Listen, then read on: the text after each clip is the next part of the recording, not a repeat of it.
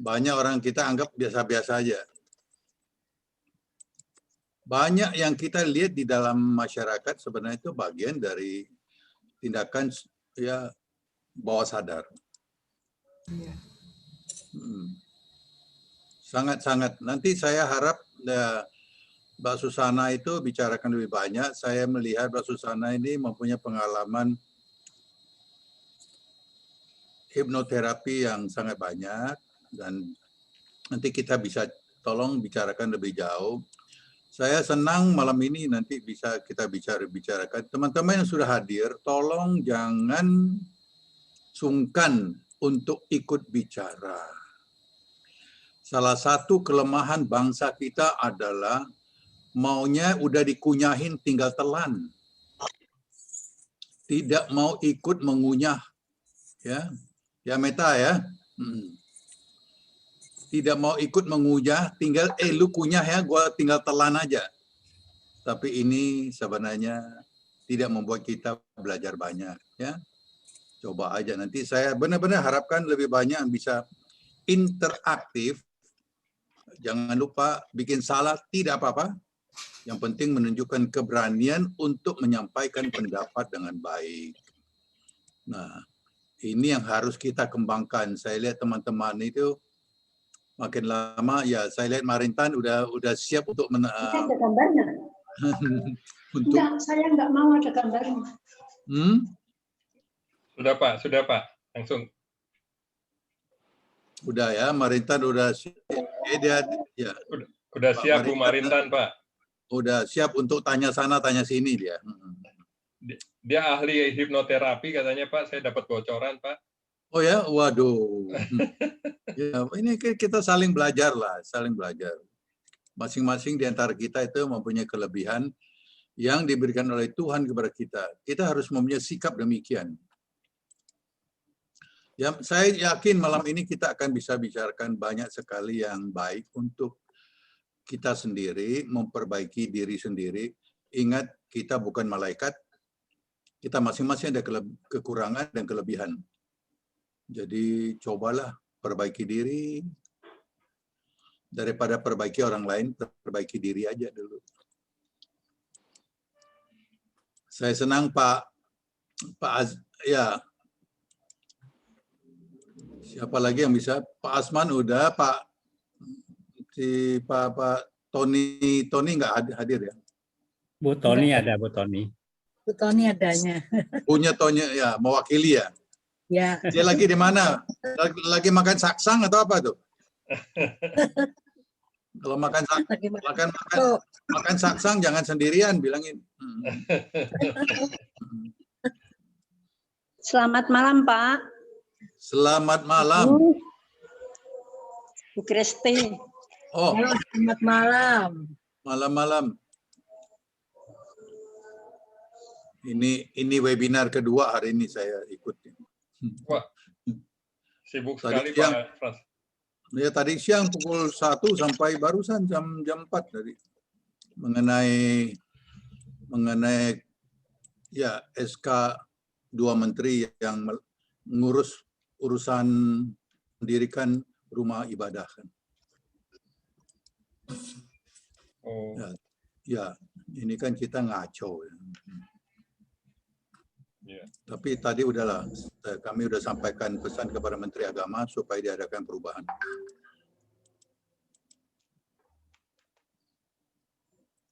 George tambah makmur kelihatannya George ya. Makan apa George? Di Bali makan apa kok tambah makmur gitu? Iya. Pak, ya. Makan apa di Bali kok tambah makmur gitu? Ling. Makan babi Di Bali ini makan babi guling. Waduh.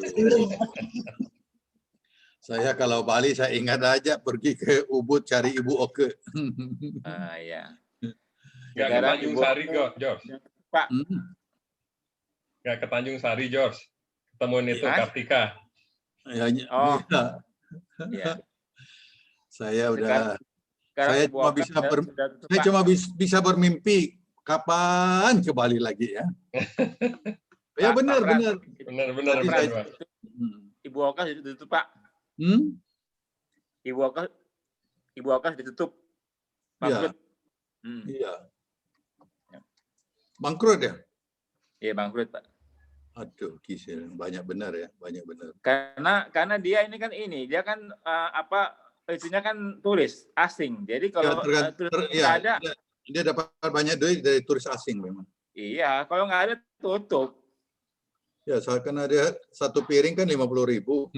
Ya lumayan dia. Oh, sekarang udah 75, Pak. Hah?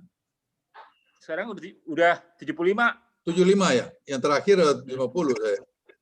Makanya dapat banyak uang dari situ. Ya. Saya kasihan sama Bali karena ekonominya 80% dari turisme. Iya. Sekarang hotel-hotel itu pada sekarang udah dijual-jualin tuh, murah-murah tuh. Dijual-jualin tuh. Tuh, Pak Iskandar boleh tuh beli tuh. Pak Krisno, Ya, gimana? beli satu dapat satu. Kalau itu pola cabut gigi. Ya, habis giginya nggak mau. Cabut gigi. Cabut satu, ekstra satu gitu. Ya kita belum tahu ya teman-teman semua, sambil ngobrol begitu, kita belum tahu kapan kita bisa buka lagi karena kondisi ya. Saya tiap hari mengikuti perkembangan COVID ini sejak pertengahan Maret terus saja. Saya tertarik karena dari latar belakang medis saya ingin lihat bagaimana sifatnya. Sekarang ini kan di seluruh dunia kan udah 104 juta yang kena. Yang meninggal udah 2,3 juta. Berapa hari terakhir saya melihat trennya agak menurun. Saya sudah senang aja. Kemarin 355.000. Tapi di Indonesia tetap di atas 10.000. Ini yang kurang menyenangkan ya. Kurang menyenangkan Indonesia ini. Jadi ya kematian di Indonesia termasuk banyak. 3%. Sore ya, silakan. Karena kelihatannya ada kiriman ya, biasa. Ya, silakan teruskan, silakan. Belnya bunyi. Waduh, ada Kartika. Waduh, baru kelihatan Kartika nih.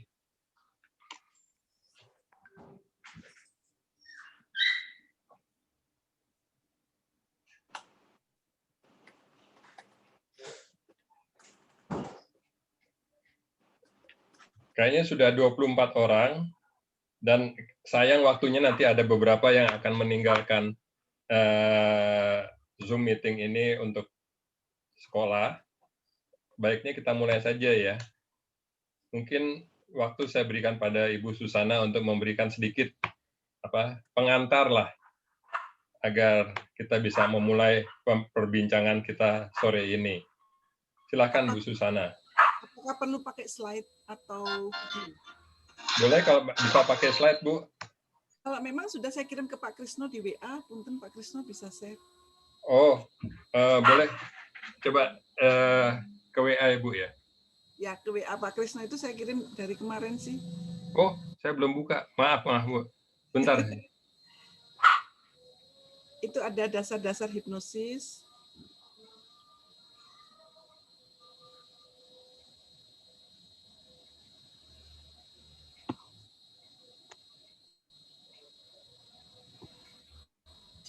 Itu atau pertama kali boleh dibuka video yang singkat aja, yang pendek itu, yang 0,112 itu pendek. Cuman untuk menceritakan bahwa salah satu hipnosis itu bisa membuat seseorang melupakan yang biasanya dia ingat. Bentar Bu, saya buka dulu Bu ya. Ya Pak.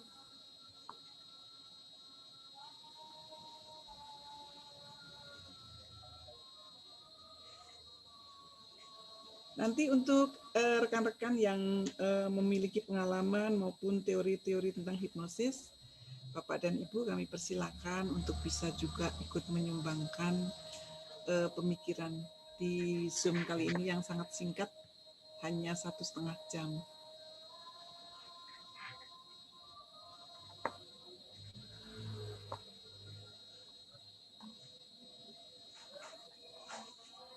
Atau gimana ya?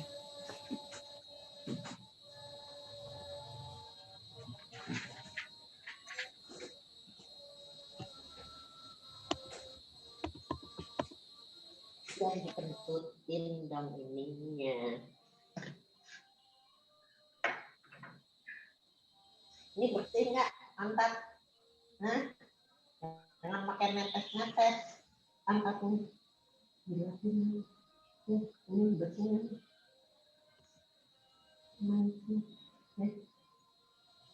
Ini juga mensnya gimana nih? Ini nih. Ini bersih. Jadi netes.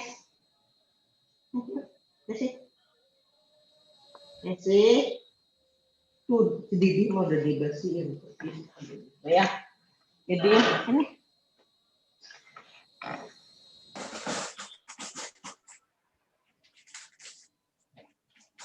Video yang pendek aja dulu, Pak. Yang 12 detik ya, Bu? Kalau yang satunya kena agak panjang, nggak usah itu 2 menit. Yang saya cuma ingin menunjukkan bahwa untuk yang mungkin belum begitu paham, kalau yang sudah tahu sih enggak.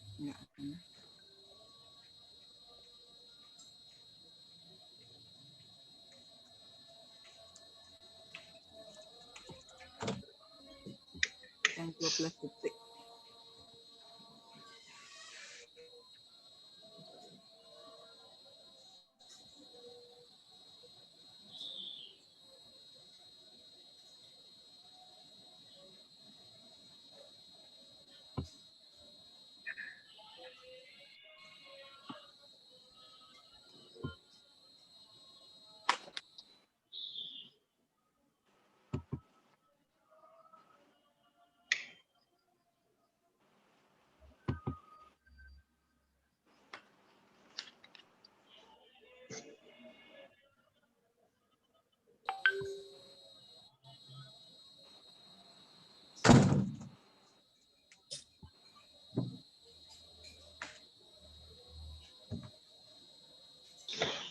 Apa yang dibilang sih?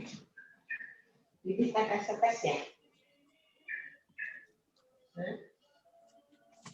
Jadi tetes-tetes ya, bersihkan, bertanggung jawab, jadi teh, ya, pinter apa nih gue? Ini kita dengerin ya. Ya, kalau 2 tambah 3, 2 tambah 3, 6. Sayang, 3 tambah 2, siap 6. Suaranya kedengeran enggak ya? Suaranya kedengeran enggak ya? Kedengeran, Pak. Kedengeran ya. Jadi ini Saya ulang lagi sebentar ya. Mungkin tadi ada yang belum ini. Ya, kalau 2 tambah 3, 6. 2 tambah 3, 6. Sayang, 3 tambah 2, siap 6.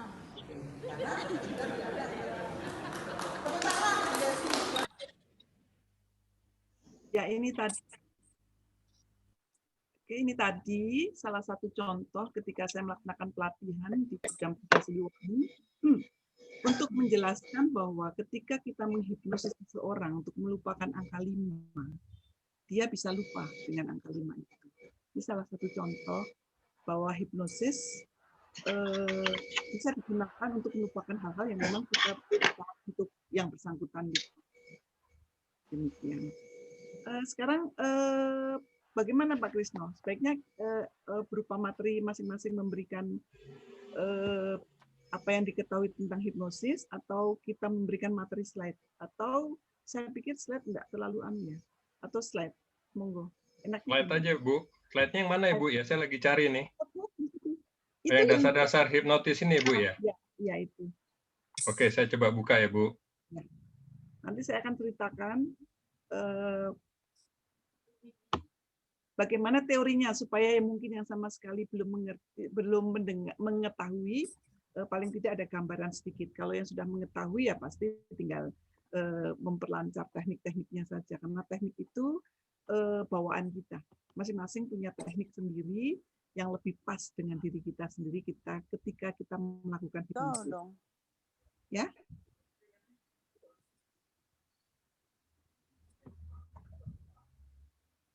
Tadi itu video untuk menggambarkan ya bahwa seseorang ketika diminta untuk melupakan angka 5 dia lupa. Dan banyak sebenarnya, cuman videonya agak panjang, jadi bagaimana kita membuat seseorang mengikuti keinginan kita, terus kita memberikan accord di alam bawah sadarnya, dan lain-lain itu bisa dikerjakan dalam upaya untuk memberikan sugesti-sugesti kepada yang bersangkutan. Tetapi karena kita berlatar belakang kesehatan TCM, saya pikir kita akan lebih fokus kepada hipnoterapi.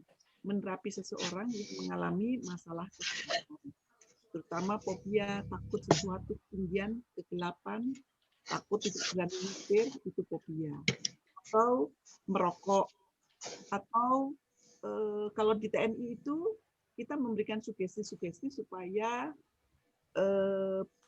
peserta calon TNI yang sedang dilatih itu dia bisa berolahraga dengan lebih maksimal. Kebetulan saya punya pengalaman, kalau dipikir-pikir saya tidak mungkin naik gunung, turun gunung, 2 gunung, 3 gunung, tidak lelah. Tetapi karena sugesti yang sudah dimasukkan, kita bisa melewatinya. Tapi saat ini kalau dilihat lagi, suruh nyoba lagi ya nggak mau. Jadi selain untuk sport, untuk fobia-fobia, untuk disfungsional seksual, ada orang yang menjadi impoten, padahal itu bukan karena organ tubuhnya yang mengalami gangguan, tetapi dia memberikan sugesti kepada dirinya sendiri. Akhirnya tidak mampu ereksi, misalnya contohnya begitu.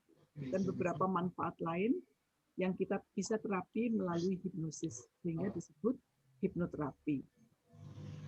Karena hipnosis itu sendiri banyak sekali. Bisa juga untuk lucu-lucuan, seperti kalau kita nonton di televisi, Opera Van Java itu lucu-lucuan. Dibuat dia ketakutan, dibuat dia seperti melihat orang lain adalah orang lain lagi, itu bisa.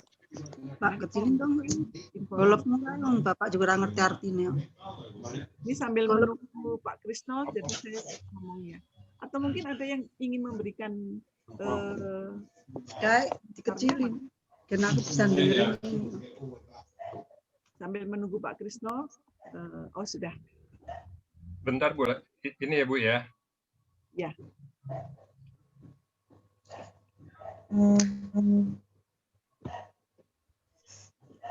Ini Bu. Ya.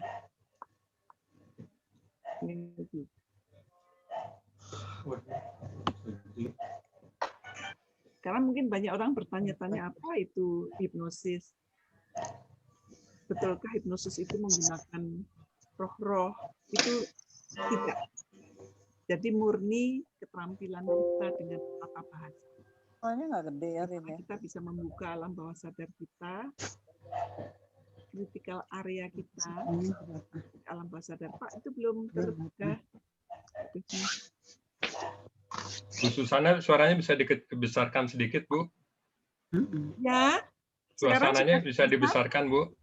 Sekarang bagaimana? Terlalu kecil ya, Pak? Sudah dengar. Ya, oke. Saya nanti agak sedikit teriak. Tapi ini belum keluar, Pak. Oh, belum keluar ya? Belum. Bentar. Ya. Loh.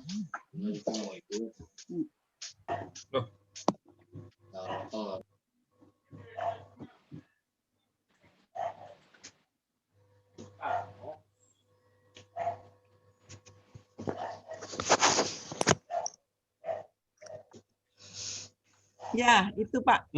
Sudah keluar ya Bu ya? Ya. Oh.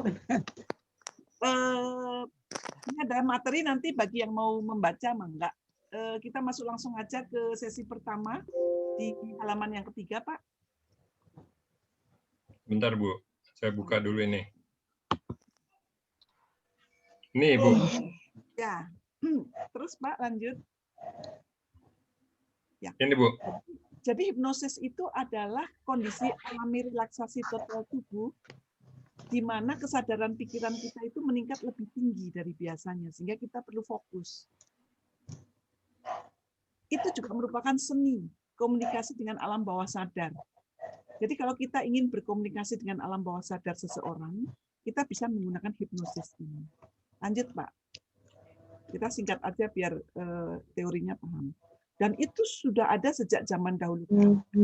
Karena ketika dulu sulit sekali kita mendapatkan obat-obatan untuk analgesia, dokter-dokter di masa lalu menggunakan hipnosis ketika dia menangani pasien, operasi pasien agar pasien tidak mengalami kesakitan dan lain sebagainya.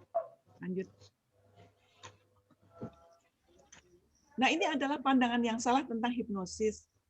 Jadi hipnosis itu bukan bentuk penguasaan pikiran. Kita tidak bisa menguasai pikiran seseorang dengan hipnosis. Dan juga bukan merupakan praktek supranatural. Siapapun bisa mempelajari hipnosis ini dan bisa mempraktekkannya. Ini seperti keterampilan menjahit. Jadi semakin banyak kita melakukan menjahit baju, kita akan semakin terampil. Atau memotong rambut. Semakin sering kita memotong rambut seseorang, kita akan semakin terampil. Atau latihan meditasi. Semakin sering kita meditasi, kita akan lebih mudah untuk menemukan ketenangan itu. Jadi ini merupakan keterampilan, bukan praktek supranatural. Dan kalau tidak kita praktekkan, kita akan kesulitan sendiri untuk mempraktekkan hipnosis ini. Dan hipnosis tidak tidur. Seperti tidur ya, karena ketika yang bersangkutan terhipnosis, dia masih bisa mendengarkan suara saya, suara orang lain, dan masih bisa diajak komunikasi. Sehingga kita bisa bertanya supaya yang bersangkutan menceritakan apa yang dialami di alam bawah sadarnya tersebut. Bahkan kita bisa mengajaknya ke lorong waktu yang lebih jauh lagi, ketika dia masih remaja, masih kecil, atau kehidupan lainnya. Itu bisa kita bawa ke sana. Karena kita mengorek alam bawah sadarnya. Di mana alam bawah sadar itu sendiri besarnya luar biasa. 80% itu berada di alam bawah sadar seluruh memori kehidupan. Ya, kan. Lalu, apakah hipnosis dapat digunakan untuk mengubah kepribadian? Tidak bisa. Jadi kepribadian itu sudah dari sononya begitu. Apakah bisa mengakibatkan lupa ingatan? Tidak. Kalau sesaat ya, seperti tadi dicoba untuk melupakan angka 5, dia bisa lupa. Melupakan bapaknya, dia bisa lupa. Tetapi sesuatu yang bertentangan dengan apa yang diyakini dia secara dasar, dia akan bertahan lama. Tidak lama dia akan sadar lagi bahwa, oh iya itu bapaknya. Dia akan sadar lagi, oh ya angka 5 itu ada, dan lain sebagainya. Lanjut, Pak. Jadi demikianlah rasio bagaimana seseorang itu apakah mudah dihipnosis atau tidak. Pada dasarnya kita semua terhipnosis mudah. Tidak mudah sekali, tetapi moderat. Sehari-hari kita sudah terhipnosis. Paling tidak 7 kali kita terhipnosis. Sedangkan yang sulit, memang sulit sekali itu 5%. Biasanya memang dia tidak mau untuk dihipnosis. Karena untuk terhipnosis dia harus mau dulu. Dia setuju, bisa fokus, mengerti bahasa kita. Dan ada harapan biasanya. Itu moderat. Tetapi yang mudah 10%. Kurang lebih 10%. Itu seperti orang yang latah. Nggak usah hipnosis, kita bilang aja dia sudah mengikuti kita. Tapi di antara itu yang bukan latah pun, ada sekian persen, sangat sedikit, itu mudah sekali kita hipnosis. Saya menemukan yang mudah-mudah itu biasanya saya pakai untuk contoh. Karena kalau pelatihan kan waktunya sangat terbatas. Orang yang mudah. Di antara peserta, mana yang mudah dijadikan model. Karena kalau kita pakai yang moderat, ya perlu waktu lebih panjang. Kecuali waktunya kita pelatihan berhari-hari, ya oke, kita pakai yang moderat. Tapi kalau yang sulit, lebih baik nggak usah dijadikan model. Lebih baik dia dijadikan pasien. Karena perlu waktu yang cukup lama untuk menjadikan dia terhipnosis. Lanjut. Jadi banyak sekali jenis-jenis hipnosis. yang kita saksikan, ada pertunjukan hiburan yang sering kita lihat di TV, atau hipnoterapi yang saat ini mudah-mudahan bisa dimiliki oleh Bapak dan Ibu, kemudian baik gangguan mental maupun fisik secara psikosomatis, ya. Misalnya dia pusing, sakit kepala, hilang. Sakit gigi, sakitnya hilang. Tapi infeksi di giginya tetap harus ke dokter gigi. Sakit perut, ya hilang sakit perutnya. Jadi yang sifatnya psikosomatis. Tetapi kebanyakan penyakit manusia, pasien yang ada di rumah sakit itu 80% akibat dari pikiran. Penyakit di pikiran. Iya, untuk mengurangi rasa cemas. Saya banyak pasien juga yang mengalami kecemasan dengan COVID ini, dan bisa kita hipnosis agar mereka lebih kuat menghadapi kenyataan bahwa virus itu memang harus kita hadapi. Forensik hipnosis yang tadi saya contohkan, saya memberikan pelatihan kepada para komando, itu tujuannya untuk membantu investigasi atau penggalian informasi kepada orang-orang yang kita butuhkan untuk mendapatkan informasi. Makanya kami latihkan kepada para komandan di satuan-satuan, tujuannya kalau memiliki keterampilan ini paling tidak, kalau menghadapi kondisi harus menggali informasi seseorang, bisa mendapatkan informasi dengan akurat. Atau metaphysical hypnosis itu untuk meneliti berbagai fenomena metafisik, itu bisa kita lakukan. Misalnya seseorang yang percaya tidak percaya, dia mendapatkan kiriman, ada sesuatu misalnya paku atau apa di dalam tubuhnya, itu sebenarnya dikirimnya tidak secara fisik dikirim, tapi melalui kiriman udara gitu ya. Itu bisa yang bersangkutan diminta untuk melihat sendiri ada apa di tubuhnya. Kalau memang ada benda asing, dia akan menemukan benda asing itu. Dan kemudian kita bantu untuk mengeluarkannya bisa. Dengan cara kita sendiri tidak tahu di mana tempatnya, tapi yang bersangkutan bisa mengetahui dengan jelas. Tapi kita bisa akan untuk mengambil, membuangnya entah kemana. Jadi ini tidak ada kaitannya dengan supranatural, tetapi metaphysical hypnosis ya memang ada di sana. Dan pemrograman oleh alam atau lingkungan seperti teori-teori yang sudah kita temukan didukung pemrograman oleh alam, sehingga lingkungan kita menjadi berenergi lebih positif, bersih, dan kita mengundang energi-energi positif untuk mendekat kepada kita, tetapi memagari dari tidak masuk mendekat kepada kita. Jadi, Lanjut, Pak. sombong. Jadi hipnosis bukan magic, bukan klinik, Guys, ilmu sesat, bukan genggam, bukan guys, sihir, ini dah. menggunakan makhluk halus. Tetapi merupakan konsentrasi yang fokus dan relaksasi yang alamiah. Seperti contohnya kalau kita sedang tidur-tiduran di tepi pantai, menikmati pemandangan yang indah, kondisi itulah sebenarnya kita bisa menghipnosis diri kita sendiri. Jadi setiap hari manusia mengalami hipnosis di dalam kehidupan kita sehari-hari, sejak kecil sampai besar. Apalagi anak-anak yang belum memiliki logika, itu kritikal pembatas antara alam sadar dan bawah sadarnya itu tidak ada. Sehingga apapun yang kita katakan bisa langsung terjun bebas di alam bawah sadar sang anak tersebut. Jadi hipnosis adalah sarana yang bisa digunakan untuk terapi. Tujuannya untuk membantu seseorang mencapai tujuan tertentu. Orang yang tidak pede, tidak bisa bicara di depan umum, bisa menggunakan hipnosis ini, memberikan sugesti kepada dia agar akhirnya berani bicara di depan umum dan lain sebagainya. Lanjut, Pak. Ya, lanjut, Pak Krisno. Halo. Ya. Jadi formulanya untuk kita bisa menghipnosis diri sendiri atau orang lain itu adalah kita bisa fokus. Kalau orang itu tidak bisa fokus, tidak bisa terhipnosis.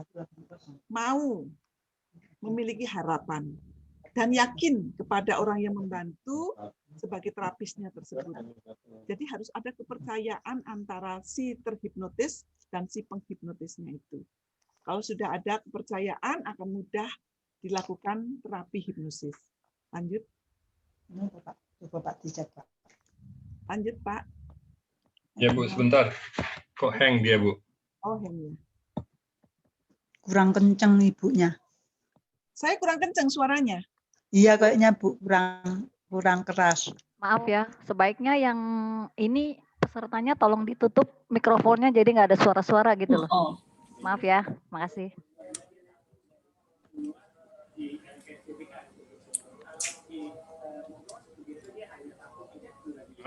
Udah mulai jalan lagi. Ya, Ini, Bu. apakah suara saya terdengar? Sudah Bu, sudah terdengar Bu. Sudah lebih keras, ya? Waiting for connection. Oke, jadi otak kita itu ada sisi kanan dan kiri. Otak kanan kita itu seperti intuisi kita, seni kita, kita senang dengan musik, kita bisa menciptakan gambar-gambar unik, itu menggunakan otak kanan. AUX mode. Kita dan lain sebagainya. Tapi otak kiri kita adalah logika kita. Biasanya orang-orang Bluetooth mode. orang Waiting IPA for connection. menggunakan logikanya, dia lebih banyak menggunakan otak kiri. Demikian ya. Kalau hipnosis AUX mode. kita harus melakukan fungsi otak kiri kita seminimal mungkin dan meng-up otak kanan kita setinggi-tingginya. Dengan begitu kita akan masuk kepada gelombang otak theta. Nanti ada teorinya. Lanjut, Pak. Sebentar Bu. Heng. Hang lagi. Bentar ya Bu ya. Ya, ya boleh.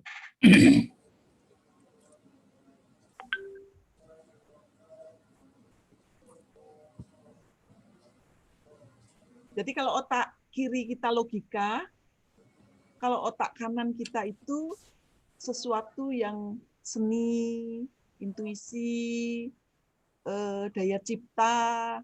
Jadi orang yang cerdas di otak kiri, biasanya dia pembuat strategi yang jitu. Tapi kalau otak kanan, biasanya dia pebisnis yang hebat. Karena dia menggunakan intuisinya. Lanjut, Pak. Supaya cepat materinya. Dan ini adalah gelombang otak manusia. Pada saat ini kita gelombang otaknya beta, Pak. Karena kita menggunakan banyak perhatian, logika, stres tinggi, dan kita tidak bisa disugesti. Tetapi ketika orang tersebut fokus ke satu perhatian, misalnya kepada saya, gelombang otaknya bisa menjadi alfa, dan pada saat itu bisa disugesti. Contohnya, ketika kita mengikuti kegiatan keagamaan, penceramah yang ada di depan itu, ketika kita fokus kepada dia, gelombang otak kita menjadi alfa. Dan pada saat itu, apa yang dikatakan beliau, itu bisa menjadi sugesti ke dalam diri kita sendiri. Ketika gerbang yang menutup alam bawah sadar kita terbuka pelan-pelan. Nah, kalau ini mulai kita rilekskan lagi, itu akan menjadi theta. Theta itu kondisi yang sangat luar biasa, di mana kreativitas seseorang keluar pada gelombang otak ini. Inspiratif, sugestif, penyembuhan hebat yang orang bilang mukjizat bisa terjadi di gelombang otak ini. Dan stres yang ada di dalam diri seseorang dilepaskan di gelombang otak ini. Kalau lebih dalam lagi kita tidur. Tidur tanpa mimpi itu delta. Itu bisa juga untuk penyembuhan. Tetapi kita tidak bisa mensugesti yang bersangkutan. Kalau untuk anak-anak, anak-anak kan susah tuh. Kita ajak fokus nggak mau. Tunggu dia mau tidur. Menjelang tidur, klik sebelum tidur, itu kondisi otaknya masih theta. Kita ngomong hanya beberapa detik, masuk sugesti ke alam bawah sadar anak tersebut. Jadi yang punya anak, yang kita ingin mensugestinya, tetapi kesulitan bagaimana agar dia fokus, tunggu ketika dia mau tidur. Jadi dia masih berkomunikasi dengan kita, tapi belum tidur. Sebelum tidur itu masukkan sugesti orang tua kepada anaknya. Itu masih bisa. Tapi biasanya pendek sekali waktunya. Lanjut. Jadi ini adalah proses pencitraannya itu. Alam sadar, kemudian mendekati proses alfa theta tadi, baru masuk ke alam bawah sadar. Dan seseorang ketika akan membuka gerbang alam bawah sadarnya itu tidak sama Karena golongan kita itu beda, perhatian kita beda-beda. Ada yang kita lebih rileks atau tertarik dengan visual. Jadi kalau kita melihat pemandangan indah, lukisan indah, kita jadi lebih rileks. Tetapi ada yang dengan mendengarkan musik. Kalau dia mendengarkan musik, dia menjadi lebih rileks. Tetapi ada orang yang tidak suka musik. Atau kinetik, perasaan. Kalau dia diayun-ayunkan dengan perasaannya, dia memandang ibunya, teringat kepada ibunya, masa-masa ketika dia mendapat perhatian, itu akan membuka alam bawah gerbang sadarnya. Ada juga yang lidah. Lidah ini kenapa kalau orang ingin menggolkan satu kesepakatan, diajak makan dulu. Karena dengan orang disajikan lidahnya, apalagi dia tipe pencicip, maka dia akan lebih rileks, lebih tenang. Sehingga kalau kita menyampaikan sesuatu akan mudah ditangkap oleh dia. Sehingga kesepakatan-kesepakatan yang diharapkan deal pada hari itu bisa terjadi. Jadi itu adalah trik-trik bagaimana kita agar orang lain bisa menangkap apa yang kita sampaikan, tersugesti oleh kata-kata yang kita sampaikan. Atau lewat penciuman, dengan memberikan minyak wangi, ruangan harum, kita lebih rileks. Kalau kita ngobrol jadi lebih bisa tersugesti. Apa yang kita sampaikan bisa masuk informasi tersebut dan akhirnya tujuan dari pembicaraan itu menjadi lebih cepat tercapai. Lanjut. Jadi kalau ini hati-hati. Kita banyak sekali melakukan ini. Self sabotase adalah suatu sifat dan perilaku di mana kita tahu bahwa kita harus melakukannya, tetapi kita tidak mau melakukannya. Contoh, oh iya, saya harus menjaga makanan saya agar tidak mengandung seperti kolesterol yang akan membuat kolesterol asam urat saya meningkat lebih tinggi karena kondisi tubuh saya metabolismenya kurang lancar. Saya tahu harus melakukannya, tetapi saya bilang saya tidak mampu menghentikan kebiasaan makan gorengan misalnya. Atau saya tahu bahwa saya harus makan, menjaga pola makan sedemikian rupa agar berat badan saya menjadi stabil. Tapi saya tidak sanggup. Sebenarnya sanggup. Tetapi self sabotase yang tersimpan di alam bawah sadar kita itu yang merusak harapan-harapan kita.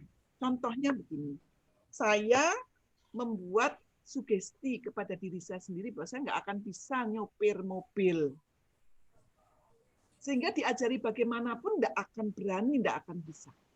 Saya tidak bisa yang namanya belajar bahasa Inggris. Belajar bagaimanapun tetap aja dia kesulitan.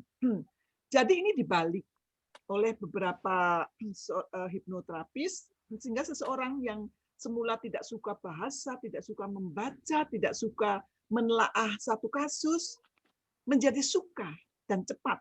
Itu bisa diberikan sugesti demikian. Kebetulan kemarin baru aja saya melakukan pelatihan, mengajak seseorang, tapi dia memang berkeinginan sekali menjadi penyembuh, maka saya beri sugesti kepada dia, bahwa dia memiliki kemampuan untuk bisa membaca masa lalu seseorang.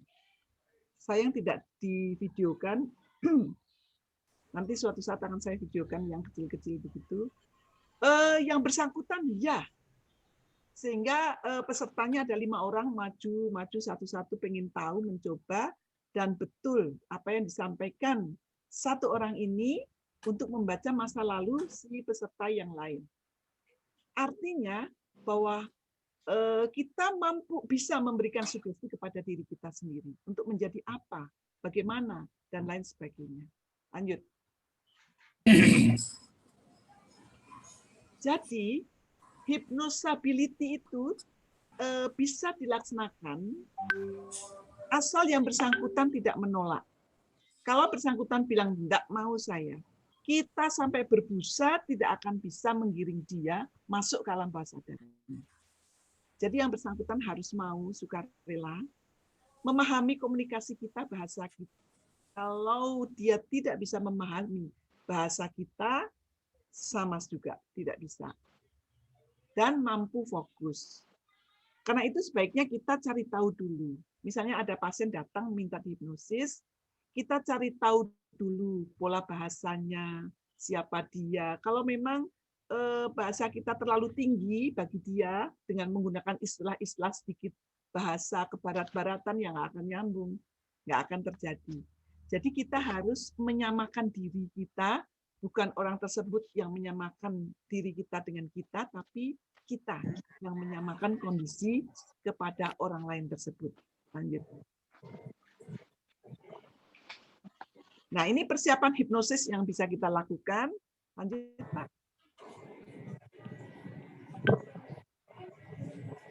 Pertama, kita akan mengetes supaya kita tahu suggestibility yang bersangkutan itu tinggi, sedang, atau rendah. Maka contohnya misalnya menggunakan ibu jari demikian. Kita suruh orang tersebut rileks, tarik nafas panjang, fokus ke jarinya. Bapak Ibu boleh mencoba. Fokus ke jari, rileks, bayangkan, pikirkan, rasakan, karena masing-masing orang kan tidak sama. Ada yang bermain dengan perasaannya, bisa dengan visual, bisa juga dengan mendengar, merasakan, melihat, sehingga kita katakan kalau banyak pesertanya, kalau satu orang kita tanya dulu dia tipe apa, jadi kita bisa lebih fokus. Kalau memang dia tipe kinetik, maka kita bilang rasakan jari Anda adalah sebatang kayu yang keras. Jadi dia merasakan. Kalau tipe visual, coba Anda lihat, bayangkan ini adalah sebuah kayu. Gitu ya, kita sesuaikan kepada siapa kita berbicara. Tapi kalau sudah berupa pelatihan umum, kita ambil 4 aja. Coba kita rasakan, bayangkan, perhatikan, lihat. Gitu. Semuanya kita sebut bahwa jari kita adalah sebatang kayu. Ini untuk mengetes suggestibility yang bersangkutan. Kalau kayu, semakin kita mau mematahkannya, semakin dia keras. Kalau suggestibility-nya tinggi, dia akan semakin tekan. Tapi kalau enggak, dia akan begini. Itu untuk mengetesnya ya. Lalu tujuannya juga supaya dia lelah. Hipnosis akan sangat berhasil ketika seseorang itu merasa kelelahan terhadap matanya. Makanya bagus juga kalau kita minta dia menatap ke satu titik atau satu fokus, dia akan menatap begitu. Kemudian kita ajak dia tarik nafas panjang, relaksasi, menatap, fokus, kita bantu menghitung. Maka biasanya matanya itu akan sedikit berkedip. Nah, begitu. Kalau sudah begitu, kita kagetkan boleh. Kita suruh dia tidur langsung masuk ke sugesti boleh. Misalnya dia sudah mulai berkedip gitu ya, kita suruh fokus ke satu benda, dia mulai trip gitu. Kalau saya langsung dahinya aja dibeginikan, dia akan tidur. Nah, atau kalau tidak mau begitu karena kita nggak enak, kita bilang tidur.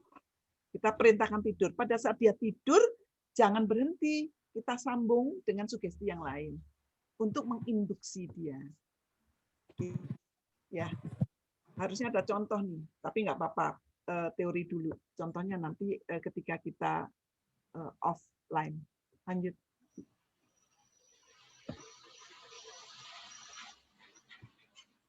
Ya, lanjut. Bentar, Bu. Oh, anu lagi maksud. Jadi prinsipnya adalah membuat mata dia lelah.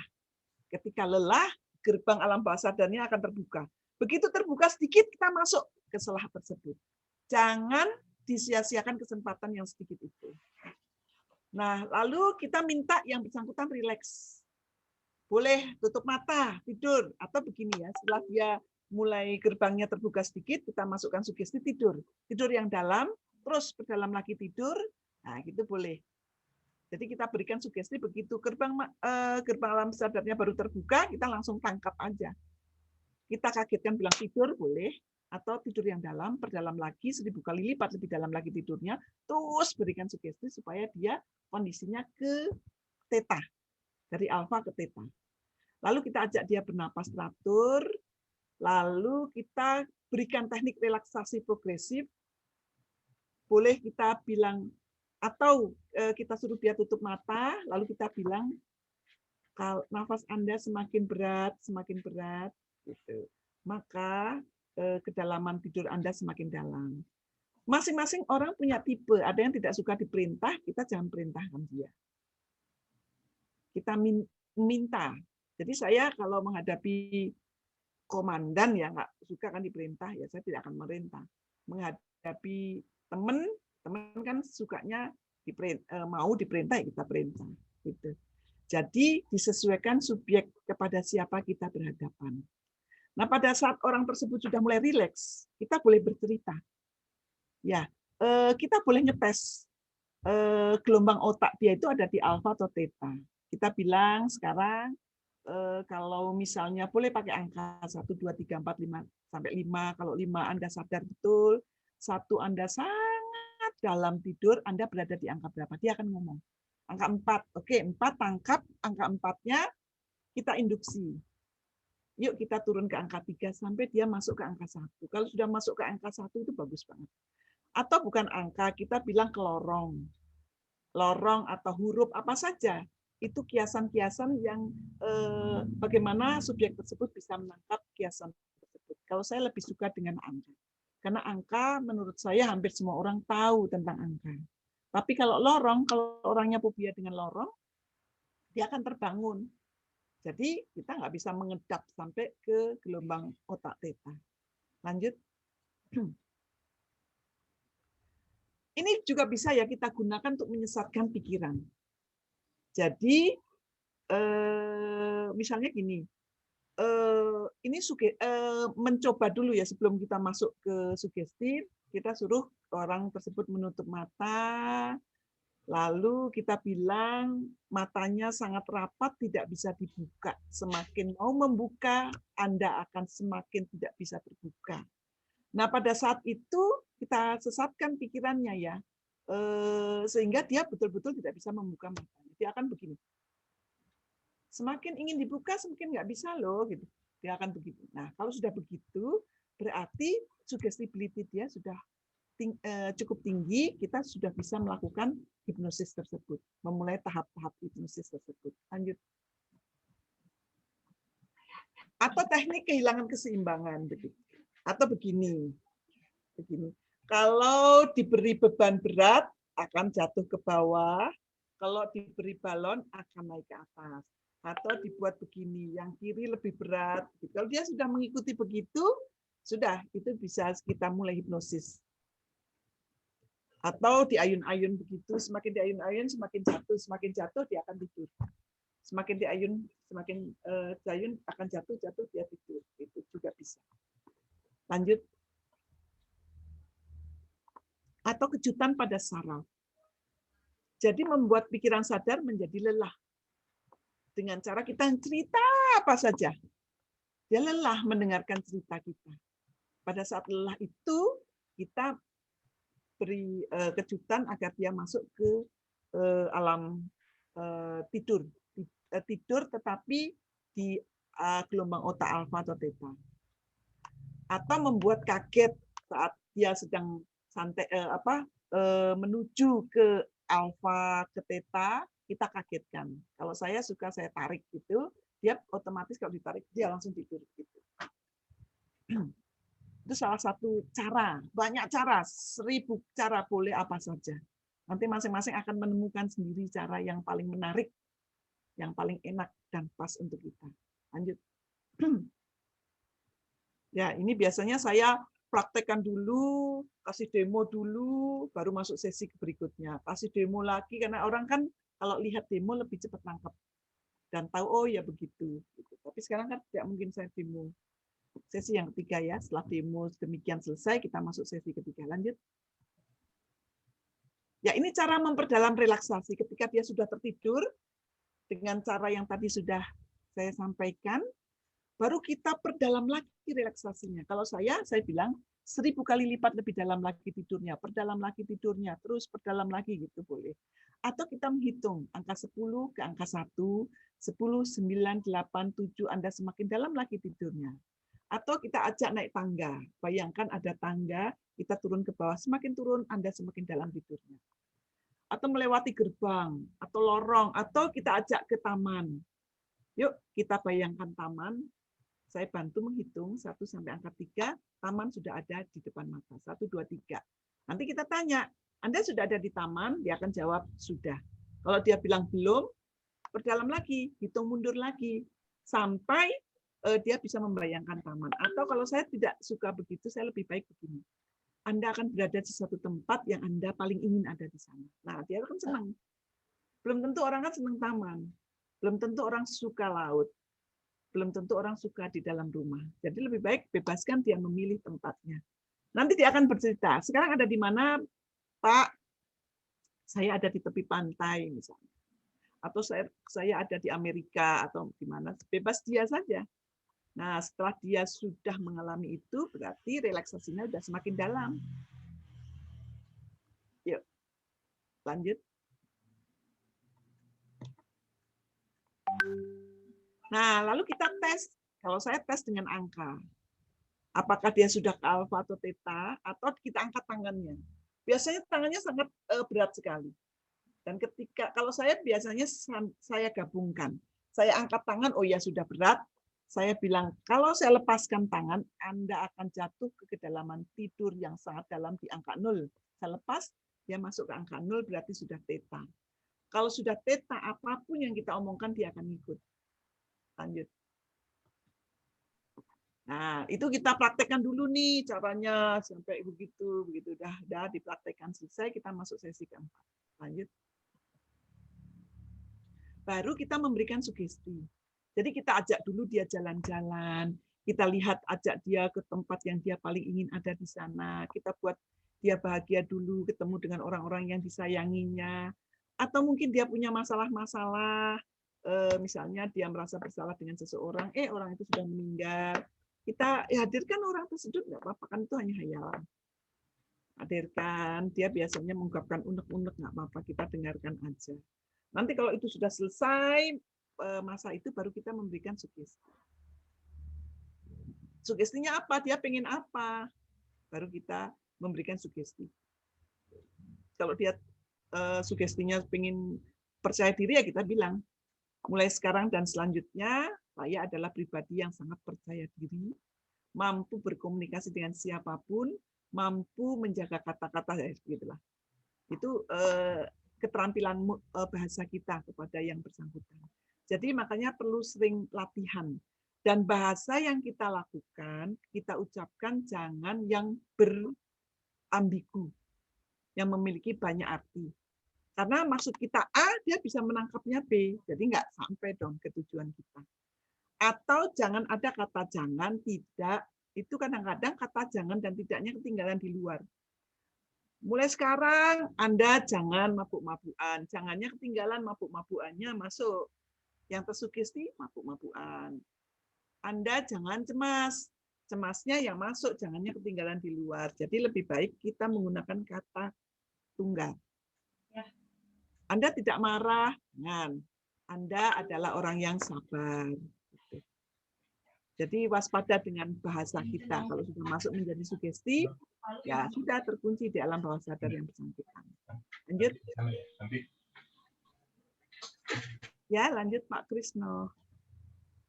Ya, ini juga kita bisa menanamkan password atau kata kunci. Kalau kita mau main-main, biasanya saya coba main-main supaya bisa paham ya, audien itu paham. Misalnya contoh gini, kalau saya bilang jangan dimakan, Anda akan bertepuk tangan. Itu namanya kata kunci. Sehingga ketika saya bilang jangan dimakan, dia akan bertepuk tangan. Ketika disadarkan, sudah dalam kondisi sadar. Jadi sudah seperti kondisi biasa sehari-hari ini, dia akan melakukan itu. Seperti kata kunci. Kalau saya bilang beri uang, Anda akan membuka dompet dan dengan hati bahagia memberikan uang Anda pada saya. Ya sudah, kalau saya bilang, atau kita bangunkan, dia sadar, dia ngobrol dengan yang lain, udah biasa, saya bilang beri uang, maka dia akan memberikan uangnya kepada saya dengan bahagia. Itu namanya kata kunci. Tapi kalau orang-orang fobia, kita kasih kata kunci. Ketika Anda cemas, Anda tinggal bilang tenang. Maka otomatis hati Anda tenang seperti yang dirasakan sekarang. Jadi kita memberikan gambaran rasa tenang itu seperti apa dulu. Jadi diuji coba dulu. Suruh dia tiduran di tepi pantai. Hatinya sudah tenang, tenang. Nah, Perasaan ini enak, enak. Nah, perasaan ini akan dirasakan yang disebut tenang. Paham? Paham. Oke. Kemudian, orangnya kan pencemas tinggi. Nah, saya beri kata kunci.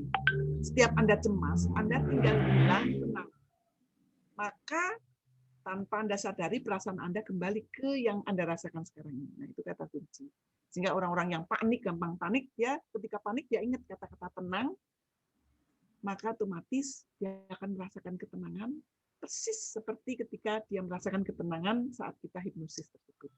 Misalnya ada di tepi pantai, atau rasa bahagia, atau rasa memaafkan, apa terserah. Itu anchoring. Lanjut. Nah, setelah itu baru kita bangunkan. Hati-hati membangunkannya, jangan cepat-cepat nanti dia pusing. Lebih baik kita beri sugesti bagus. Ketika Anda bangun, Anda merasakan tubuh segar, hati bahagia. Jadi ketika dia bangun, dia segar, hati bahagia. Karena saya lihat beberapa yang mengikuti pelatihan, dia terburu-buru.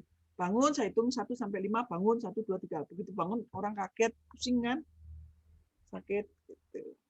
Ya, supaya dia tidak sakit, kita beri sugesti lagi. Ketika Anda bangun, Anda bahagia. Atau badan Anda enteng, atau apa. Gitu. Dia bangun dengan baik. Tapi kalau kejadian, kemudian kita bangunkan, kemudian dibilang, kenapa ya kepala saya pusing gitu. Ya tidurkan lagi, gampang. Tinggal kita plek tidur, dia akan ikut kita. Setelah tidur, baru kita bilang hilang semua sakit kepala dan lain sebagainya. Masuk ke bawah bumi, itu bisa terjadi. Atau kita juga bisa bilang, seluruh penyakit dari ujung kepala sampai ujung kaki pelan-pelan keluar dari kaki masuk ke inti bumi. Maka dia akan merasakan, sampai dia merasakan betul-betul sehat, kita tanya, sudah sehat? Kalau dia sudah bilang sehat, ya, baru kita bangunkan. Kalau dia belum, kita tanya berapa persen rasa sehatnya. Berapa persen Anda merasakan kebugaran tubuhnya. Kalau baru 70%, oke, kita tingkatkan sampai 100%. Tapi kalau saya biasanya tidak memaksa, saya tanya, sudah cukup 70%? Kalau dia bilang cukup, ya sudah kita bangunkan. Tidak ingin 100%, kalau dia bilang ingin, ya kita polkan sampai 100%. Demikian. Lanjut. Ya, ini salah satu kalau orangnya agak sulit, suruh aja mandang ini. Untuk fokus kan, lama-lama mata kan lelah menatap ini. Pada saat lelah itu, baru kita masukkan ke tidur, kita induksi, kita berikan dia kesempatan untuk menikmati, atau kita bongkar alam bawah sadarnya yang memiliki masalah, kita adakan tanya jawab, baru kita memberikan sugesti. Demikian materinya, demikian Pak Krisno, terima kasih. Nah, silakan teman-teman, Bapak Ibu yang juga punya pengalaman tentang hipnosis ingin memberikan sesuatu di forum ini, kami persilahkan. Teman-teman, mohon maaf saya izin sebentar ya, mau maghrib. Nanti bergabung kembali. Iya. Silakan teman-teman, mangga yang mau memberikan. Silakan Bu Susana. Boleh. Ya, terima kasih Pak Krisno. Silakan yang mau bertanya boleh, atau mau bercerita boleh. Bun, mau tanya Bun. Boleh dong sayang. Bun, bagaimana ya penjelasannya untuk orang-orang yang itu loh, yang suka di ATM terus ditepok, terus habis itu ngasih uang, ngambil dia ke ATM terus ngasih uangnya ke yang nepok itu kan waktu itu sempat ramai kan ya Bun ya fenomena itu, makanya jadi si hipnosis atau hipnoterapi itu jadi lebih ke negatif karena sempat ada kejadian-kejadian itu ya Bun, selain yang tadi Bunda ceritain kan ada unsur itu. Gimana Bun penjelasannya Bun? Jadi gini, seorang hipnotis itu orang yang melakukan hipnosis. Itu dia melakukan, itu emang dihipnotis ya orang-orang yang. Iya, ada dua, dia menggunakan gendam atau hipnotis. Biasanya seorang hipnotis itu dia pelajari dulu orangnya. Kalau kita sudah jam terbangnya tinggi, kita akan tahu kira-kira dia tipe mudah atau moderat. Nah, yang ditembak itu biasanya yang mudah. Yang kelihatan sugestible ya Bun ya? Sugestible banget. Nah, untuk kita mencegah agar kita tidak dihipnotis secara demikian, kalau biasanya dia nggak bisa tiba-tiba, dia akan ngajak ngobrol dulu. Diajak Mbak, diajak ngobrol, kadang-kadang ngobrolnya nggak nyambung. Mbak, pintu di rumah itu tasnya berapa? Kan kita berpikir, pintu di rumah tasnya berapa? Ketika kita berpikir, gerbang otak kita terbuka sedikit, masuk dia. Nah, ketika kita diajak ngobrol, orang yang ngajak ngobrol itu menggunakan kalimat yang nggak logika, lebih baik kita bilang, sebentar Mas, saya mau buka SMS dulu. Buat kegiatan kita yang lain. Sehingga kita fokusnya tidak cuma satu. Karena kan harus satu fokus. Ketika kita berpikir, orang ini ngomong apa, kan kita fokus. Gerbang otak terbuka sedikit, kita tipe mudah, udah masuk. Tuhan, ngatasin. Iya, jadi upayakan kalau ada orang tidak kita kenal, biasanya dia lebih dari satu orang. Dia 2 orang. Supaya dibikin bingung. Kan ada dibuat bingung. Nah, 2, ngajak ngobrol 1, ngajak ngomong ini, baru mau ngomong, ini diajak ngomong lagi yang lain, kita sedikit bingung, gerbang otak kita terbuka sedikit, dia kan sudah lihai. Nah, lebih baik kita menghindari percakapan dengan orang tidak dikenal di ATM. Lebih baik begitu. Atau kalau kita sudah rasanya orang ini aneh, pertanyaannya aneh, lebih baik kita buka HP kita atau kita pura-pura ngambil tas apa sehingga perhatian kita terpecah. Itu tidak bisa dia masuk. Ditepok itu kenapa? Ketika kita terbuka sedikit, kita dikagetkan. Begitu kaget, blek, buka. Tapi tetap ada pembicaraan di awal. Nggak bisa langsung blok gitu, nggak bisa. Ngajak ngomong dulu. Begitu ngomong, kita bingung, kita berpikir, kita fokus, gerbangnya terbuka sedikit, kita dikagetkan. Diteplok gitu kan kaget sebenarnya. Ya otomatis dia ikut kita. Diteplok pun tidak boleh tidur sama dia. Tetap bangun. Diteplok, tetap bangun, kan kita tetap bangun. Kalau tidur kan kelihatan banyak orang. Gitu. Ya memang ada sih itu, tapi ada juga yang pakai gendam itu pakai jin.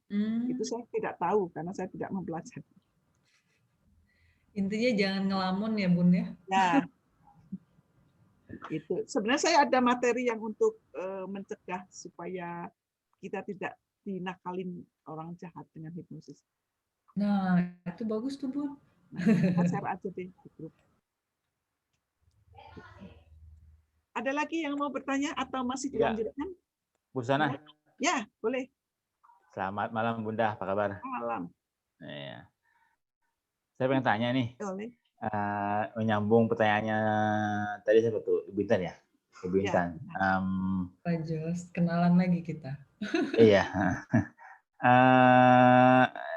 Tadi kalau Ibu Intan tanya kan, kenapa kalau dari bank gitu ya, ininya ya, sering terjadi itu ya, terapi ya. Kalau saya gini menanya.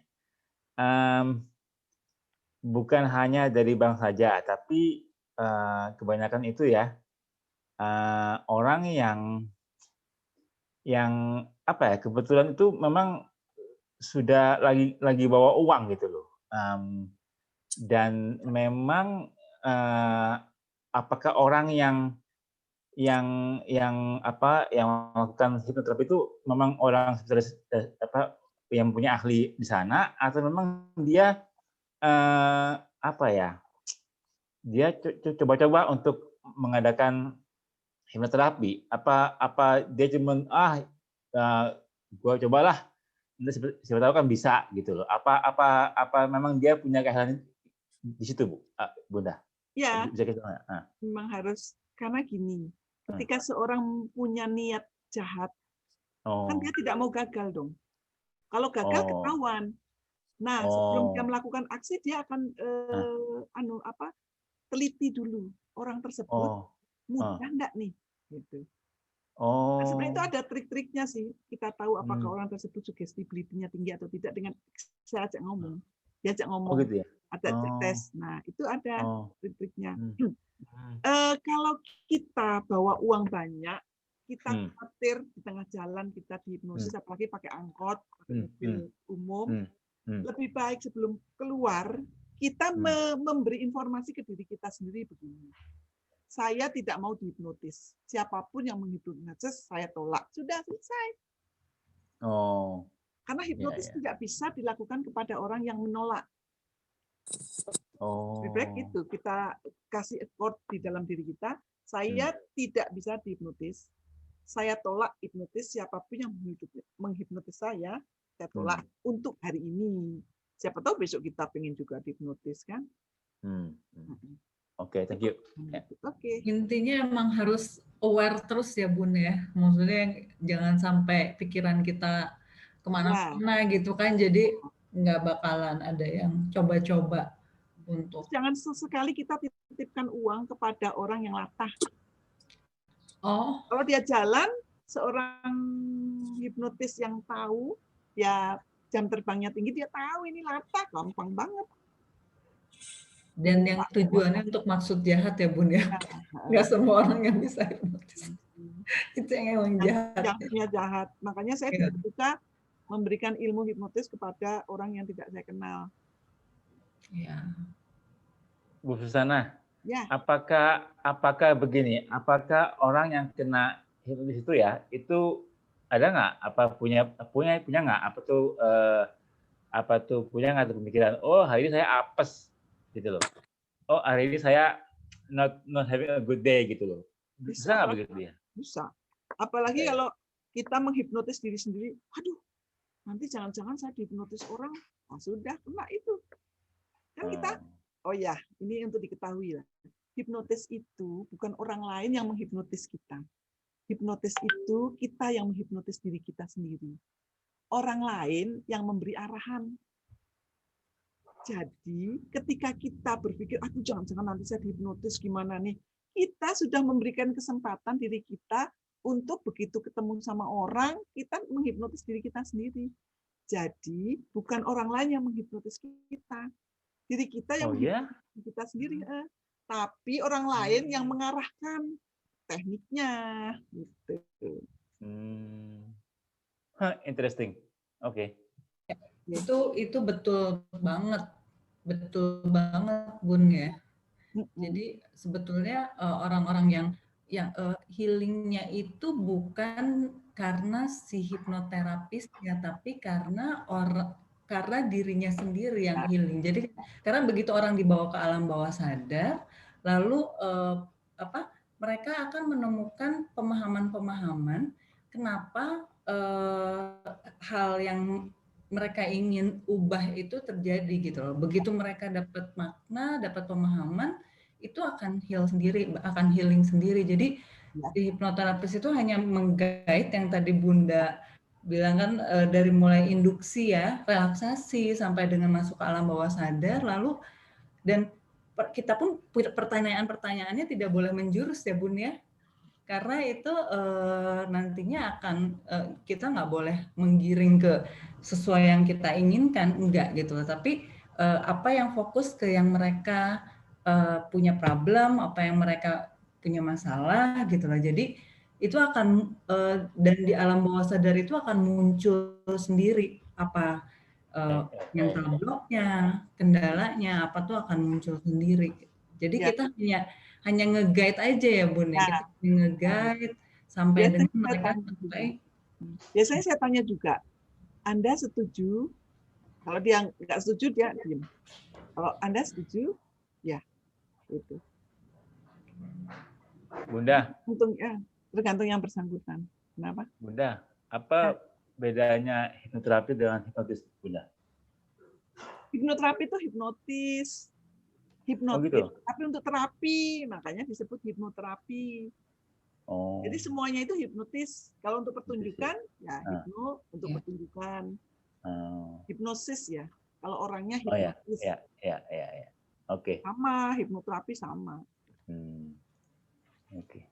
Mau tanya Bu Susana. Baik Pak Krisno. Itu kalau yang untuk kejahatan itu gimana ya Bu? Kok katanya sekali tepok pundaknya bisa nurut aja, apa betul gimana itu Bu ya? Enggak langsung tepok. Jadi sudah ada komunikasi dulu, yang bersangkutan sudah tahu ketika area kritikal itu terbuka sedikit, kan misalnya saya nih hipnotis, saya tahu, oh dia sudah terbuka sedikit, saya kagetkan supaya terbukanya cepat gitu loh. Saya kagetkan teplok, boleh. Oh. Itu udah ada komunikasi dulu, sudah terbuka dulu alam gerbang sedikitnya itu teplok, tapi jangan sampai dia tidur kita bilang bangun, tetap bangun, tetap bangun, tetap buka mata gitu supaya dia nggak tidur. Nah dia tetap buka mata. Nah pada saat itu gerbangnya sudah terbuka, kita bilang ATM-mu mana? Gitu. Nah untuk membuka gerbang alam ini, nah ini tekniknya, diajak ngobrol dulu, diajak bingung dulu. Dibuat dia bingung dulu, kan tadi ada teorinya, salah satunya dibuat bingung, dibuat dia fokus dengan umurnya berapa ya, jangan dia berpikir umur saya, begitu dia lagi berpikir umur saya, itu kan gerbang terbuka sedikit masuk Anda lagi mengelak gitu. Masuk gimana dia fokus ya masuk. Iya. Jadi nggak tiba-tiba ditepuk ya. Bu, boleh nanya, Bu? Boleh. Silakan, Ibu, Hilda. berarti saya Maria, Bu. Maria. Ya. Kalau zaman sekarang, maksudnya sekarang ini kan kita nggak berhadapan muka. Itu hipnotis bisa dilakukan jarak jauh atau bagaimana, Ibu? Kalau bisa. Karena modal hipnotis itu kan suara. Oke. Kata-kata. Lewat telepon bisa. Iya. Orang lewat HP, kata-kata itu bisa lewat telepon, bisa lewat WA, SMS, dikirim kita. Dengan cara kita diberi harapan atau kita ditakut-takutin. Contoh, Bu, anak ibu jatuh dari itu. Nah, pada saat itu kita panik kan? Iya. Kita dikirim ulang terus. Biasanya dia tidak memberi kesempatan kepada kita untuk beristirahat. Karena tujuannya agar kita mentransfer uang. Ya akan pasti harus hari ini, Bu. Kalau undian harus hari ini, Bu. Ini hari terakhir, Bu. Ibu cepat saja, pasti dibuat panik. Tidak akan diberi kesempatan kita istirahat untuk menganalisa. Kan yang ditingkatkan otak kanan, analisanya ditekan. Tapi begitu kita mulai analisa, ya dia kalah. Nah, untuk supaya kita tidak menganalisa, kita dibikin panik, tidak diberi kesempatan untuk berpikir, menganalisa, gitu. Nah, kena. Atau kalau cewek-cewek dikasih harapan cinta palsu, mau dikawin segala macam, bla bla bla. Langsung lihat. Tipu. George langsung bahagia tuh George. Iya. Iya dong Pak. Iya dong pasti. Jangan sampai karena kita menginginkan keuntungan lebih, kita kena. Biasanya diiming-imingi keuntungan. Jadi pikiran kita terkunci di keuntungan itu, logika kita udah nggak main. Nah, disitulah kita transfer uang. Begitu sadar, ya uang kita udah habis. Karena pikiran kita terfokusnya ke keuntungan itu. Logika sudah nggak main. Harus kalau kita nggak fokus ke satu titik ini, logika kita main dong. Masa sih? Bagaimana sih? Nah, kalau sudah kita main begitu, kita nggak akan kena. Menghindarinya gimana jadinya Bu Susana ya? Jangan fokus ke satu titik. Ingat, ketika kita diiming-imingi keuntungan, kita jangan fokus ke keuntungan itu. Langsung kita alihkan pikiran kita yang lain. Nah, saran saya sih, ya kita terima SMS-nya orang lain dulu. Terus kita tahu, ini nggak benar, ini lebih baik kita tidak terima WA atau teleponnya. Ya kan berusaha terus masuknya ke sana. Terus Bu, Ibu hipnosis itu usia berapa ya Bu? Anak kecil juga bisa ya? Usia muda berapa? Kalau anak kecil itu banget tempat kita memberikan sugesti. Karena dia tidak punya pembatas antara gerbang sadar dan alam bawah sadar. Dia belum bisa menganalisa. Jadi apapun yang kita ngomong masuk ke dalam alam bawah sadarnya. Itu sampai 9 tahunan Ibu, sampai analisanya muncul. Logikanya muncul. Bu Susan. Ya. Maaf, mau numpang bertanya, gimana sih caranya kalau misalkan bagaimana kita bisa mengetahui atau mengenali orang-orang yang hendak melakukan hipnosis kepada diri kita? Apakah ada tanda-tanda tertentu dari orang tersebut jika dia mau melakukan hipnosis kepada kita? Gini aja, kalau ada orang tidak kita kenal, so akrab dengan kita, waspada. ada orang tidak kita kenal bertanya dengan kalimat yang membingungkan, hindari. Atau siapapun yang tidak kita kenal, lebih dari satu orang mencoba mengajak ngobrol, pergi saja. Bukan berarti orang tersebut pasti hipnotis. Seorang hipnotis belum tentu. Tetapi kita menghindari saja. Karena kita tidak tahu. Iya. Terima kasih. Ya. Kalau mau belajar hipnoterapi, gimana caranya, Bu? Boleh aja saya ajarin. Waduh, langsung. Tadi sudah teori. Berhasil mancing. Memang bagusnya langsung ketemu supaya bisa praktek. Menunjukkan. Pak Krisno. Aduh. Iya. Berhasil. Itu ya saya nunggu di Pak Krisno. Syaratnya apa, Bu? Apa harus badan sehat, tanpa COVID, atau gimana? Enggak, siapapun bisa belajar. Oh. Asal niatnya baik aja untuk terapi, untuk mengobati orang. Bukan memiliki ini untuk berbuat jahat kepada orang lain. Jangan. Tapi bisa diselewengkan, Bu, ya? Bisa. Oh. Bahaya juga ya. Harus yang kuat imannya, kan?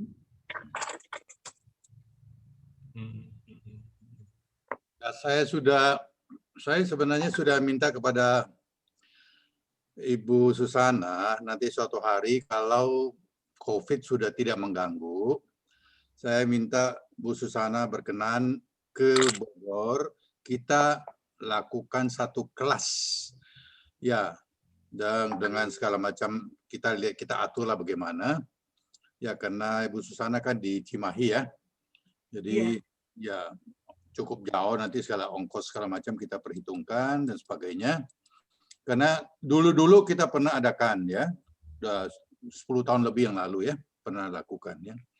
Jadi saya senang, saya udah bilang sama Ibu Susana, sangat saya harapkan Bu Susana, karena saya lihat apa yang dilakukan Bu Susana dalam kegiatan sehari-hari, saya sangat kagum, dan dengan rajin berlatih Qigong juga, saya yakin akan lebih berhasil lagi.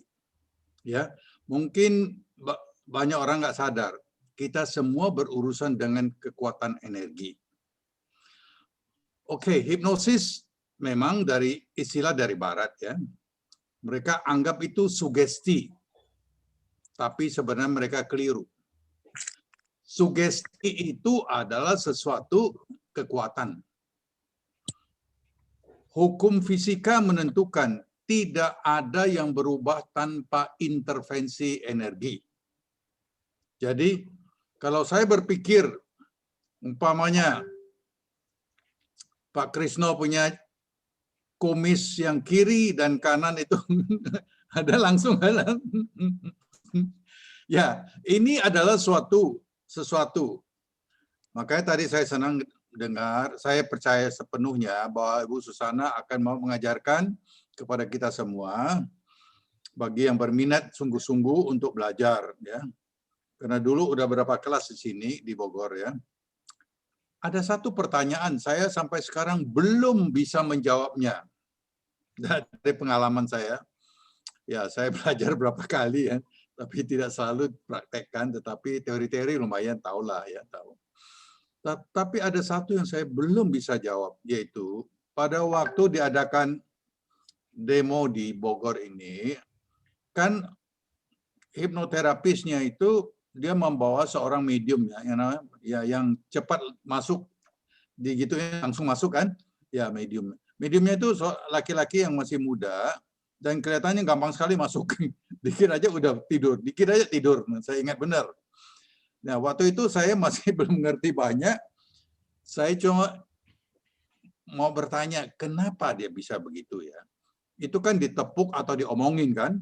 Tepuk atau omongin. Saya bilang, boleh nggak saya coba? Tanpa diomongin, tanpa ditepuk. Dia bilang, boleh. Nah, anak itu duduk di tetap duduk biasa di kursi. Saya kelilingin dia sambil di dalam hati mengatakan tidur, tidur, tidur, tidur. Sebentar lagi dia tidur. Nah, ini yang bagi saya sampai sekarang belum mengerti kenapa. Apakah dia menangkap gelombang energi yang saya keluarkan atau bagaimana? Saya minta tolong dijelaskan. Baik, Pak Frans, terima kasih, bagus banget pengalaman Pak Frans. Jadi orang yang dipilih biasanya seperti saya biasanya kalau membuat pelatihan saya pilih yang mudah. Tapi dari peserta saya ambil. Saya tidak bawa sendiri, tapi saya ambil dari peserta, saya cari yang mudah, begitu ketemu, saya jadikan model. Gitu, supaya tidak memakan waktu lama. Nah, orang yang sudah menjadi model itu, gerbang alam bawah sadarnya sudah dibuat terbuka. Ketika sudah terbuka, dia siap menerima sinyal apapun, walaupun bukan berupa kata-kata. Bahkan kita hanya bilang, dor, jatuh tidur. Atau kita hanya menatap matanya, tidur. Dalam hati kita bilang, tidur, dia tidur. Karena gerbang alam bawah sadarnya sudah terbuka dan dia siap menerima informasi apapun meskipun bukan dengan kata-kata. Kita pakai ketik aja tidur dia. Tidur. Atau kita dorong dari jauh, tidur dia. Gitu. Tapi sebenarnya hipnosis itu tidak harus dengan tidur, Pak Frans.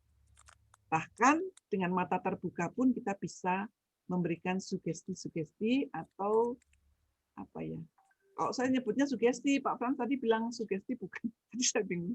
Ya, itu istilah memang kita sudah terbiasa menggunakan kata. Ya, terbiasa dengan istilah itu. Sebenarnya saya juga ya pertanyakan istilah placebo dalam kedokteran kan?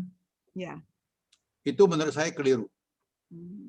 Tidak mungkin sesuatu tanpa kekuatan bisa menyembuhkan, tidak bisa. Tapi karena kita memprogramkan itu sesuatu yang hanya berupa ya kalau placebo biasanya ya tepung ya, tepung, tablet tepung, tapi kita programkan bahwa ini adalah antibiotika, maka dia jadi antibiotika. Nah, untuk mengubahnya memang tidak gampang karena udah terbiasa di kedokteran barat yang dari dulu skeptis, apa yang dia nggak bisa terangkan dia bilang nggak ada. Apa yang dia bisa terangkan, dia coba terangkan, orang lain harus terima. Belum tentu dia benar. Nah, tapi karena udah sesuatu sudah dilakukan ya kita terima aja. Tapi dengan catatan aja. Placebo, ya, sugesti dan sebagainya. Mensugesti itu perlukan kekuatan untuk membuat orang menerima sesuatu. Jadi pada waktu kita bicara satu sama lain, sebenarnya kita saling dari hati akan keluar kekuatan elektromagnetik yang mempengaruhi hatinya. Hatinya mempunyai neuron yang lebih banyak daripada otak. Ya, jadi pada waktu hati kita terlatih baik dan kuat, kita mengatakan ini sementara dia bisa nangis kok. Ini sekarang udah terbukti dari kedokteran barat bahwa hati mempunyai kekuatan lebih besar daripada otak.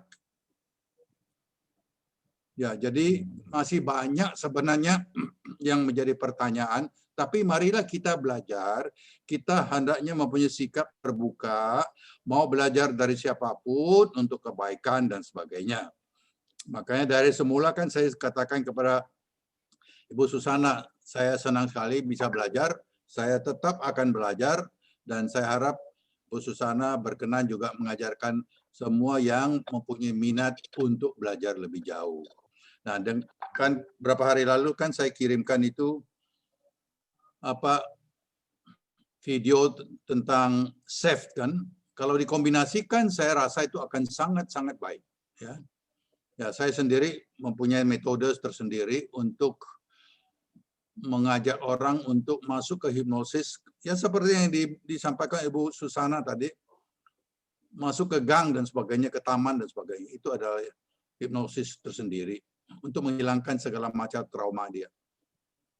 Jadi selamat lagi, terima kasih banyak sekali. Saya dengar-dengar apakah ini burung tuh banyak sekali sebanyak. Ada burung mengatakan yang namanya marintan juga punya kemampuan.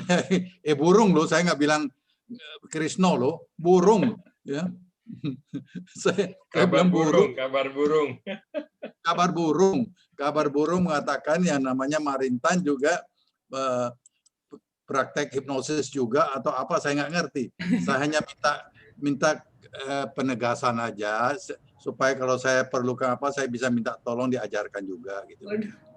Mungkin kalau ngajarin belum kapasitasnya sih, Dok. Saya belajar ambil sertifikasi 6 tahun yang lalu, Dok, 100 jam sertifikasinya. Untuk 1 jam ya? Kenapa? Oh, udah punya sertifikasi kan? Udah sertifikasi, dan dari situ sampai sekarang pelayanan yang saya lakukan itu hipnoterapi, Dok. Jadi teman-teman, saudara teman-teman yang memang mereka minta ya, seperti yang tadi Bu Susana sampaikan bahwa seseorang yang ingin sembuh itu memang harus datang dari kekuatan dari keinginan dirinya gitu loh, Dok. Jadi nggak bisa orang lain yang nyuruh ya, Dok ya. Even orang tuanya, kakaknya atau adiknya, kalau memang dari dalam dirinya nggak mau, itu nggak bakaran jalan prosesnya. Tapi jadi yang memang benar-benar mau, walaupun anak-anak, saya beberapa banyak handle remaja-remaja, Dok. Lalu kemarin lagi sering yang usia dulu 20 tahunan, cowok-cowok ya, yang usia 20 tahunan yang lagi mau proses kerja, masih ada hambatan karena masa kecilnya gitu. Kebanyakan memang dialami karena dari masa kecil ya, Dok ya. Jadi itu sih, Dok. Saya bersyukur benar ada dua hipnoterapis di sini, jadi kita bisa belajar banyak ya. Saya lihat sama-sama, Dok. Paula udah masuk ya, Paula. Sama-sama, Dok. Jadi marilah kita bersama-sama bangun sesuatu yang lebih baik, saling berbagi dengan teman-teman. Sebenarnya itu saya belum mau membelokkannya. Kenapa? Selanjutnya mungkin saya tidak tahu apakah kita bicarakan pada suatu hari yang terpisah. Kenapa? Pak Krisno tolong dipikirkan. Masyarakat Indonesia atau manusia Indonesia terkenal latah. Sangat latah. Latah itu kan kalau menurut pendapat saya, itu udah orang yang suggestibility-nya tinggi sekali kan. Disuruh jatuh, dia jatuh. Ya. Suruh terjun. Nah, itu yang paling banyak ditemukan dalam masyarakat Indonesia, sehingga kata latah sudah diterima dalam kedokteran jiwa internasional. Tidak ada bangsa lain yang begitu banyak orang latah seperti Indonesia. Dari situ kita bisa lihat apa yang terjadi dalam masyarakat. Oke, saya belum mau masuk ke dalam situ, tetapi masih banyak sekali mungkin kita bicarakan dalam suatu sesi tersendiri. Kenapa? Apa yang kita lihat di dalam masyarakat sekarang ini latah melulu. Coba terangkan sama saya, siapa yang sanggup terangkan? Kenapa sekarang nih, sejak berapa tahun terakhir kalau foto harus begitu? Coba tanya orang gitu, dia tahu nggak kenapa harus gitu? Nggak tahu. Itu adalah latah. Dan banyak hal lain, sehingga ya terjadi apa?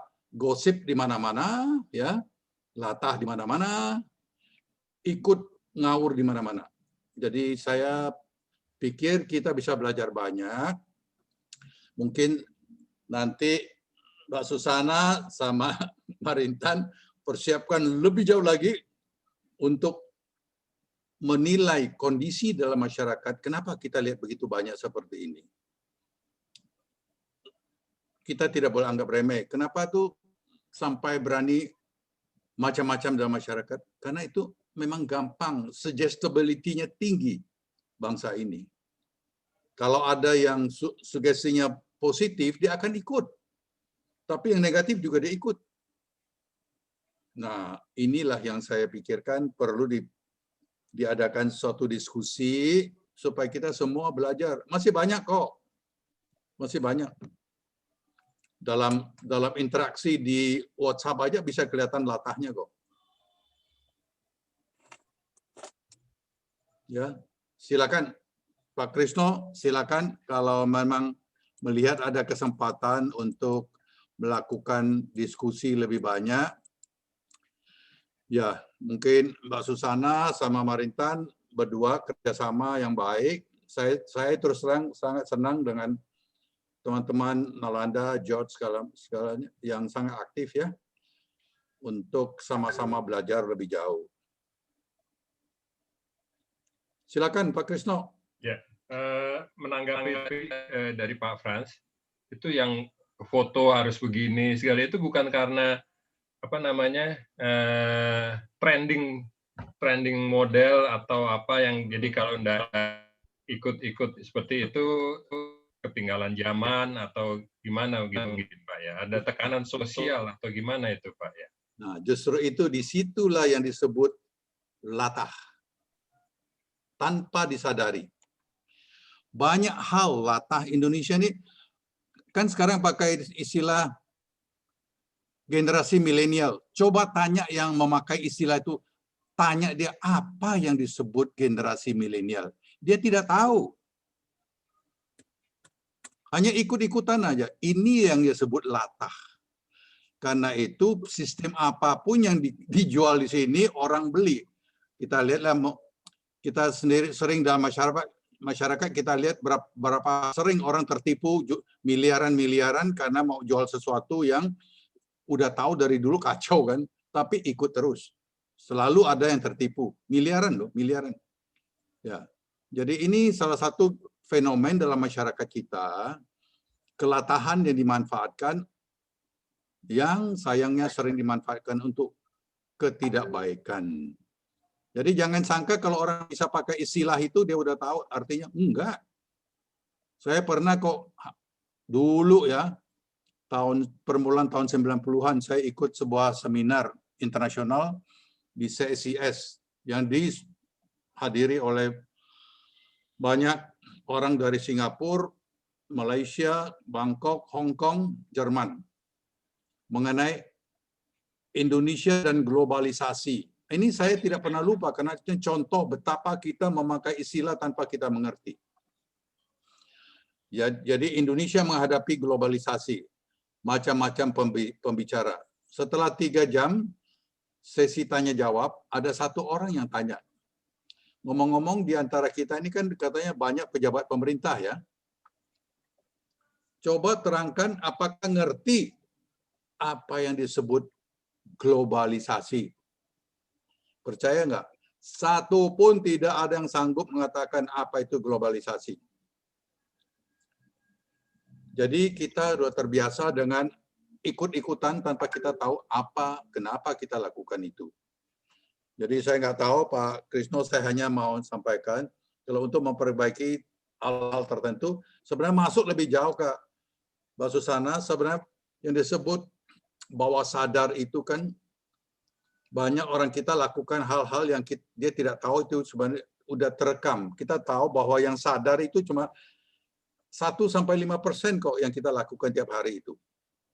90% lebih itu bawah sadar. Nah, ini yang orang tidak sadari. Ya, silakanlah mungkin Mbak Susana mau komentar dulu. Saya tahu dia mau sampaikan sesuatu kok.